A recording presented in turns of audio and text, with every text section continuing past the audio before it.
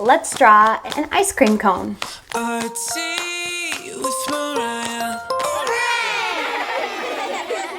To start off, we're gonna do the triangle part of the ice cream cone.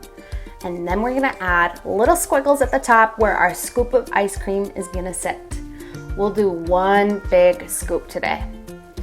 I think it'd be kind of fun if we decorated the waffle cone with a piece of paper that has stripes, and we could color the stripes lots of different colors. So we're gonna add some lines down there and then do a really yummy looking chocolate at the top, like a chocolate syrup, and a happy face. So 2 eyes and a smiley, because they're always super cute to add to literally anything. We're gonna do vanilla ice cream, which isn't a perfect white color. If you look at vanilla ice cream, it almost looks a little bit yellow.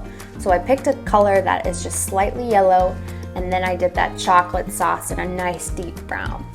And we'll do our waffle cone with a yellow color at the top and at the bottom of the ice cream cone. And then you could pick literally any color to design that little piece of paper. You know how when you hold the ice cream cone, there's like a piece of paper sometimes when you go to like Dairy Queen?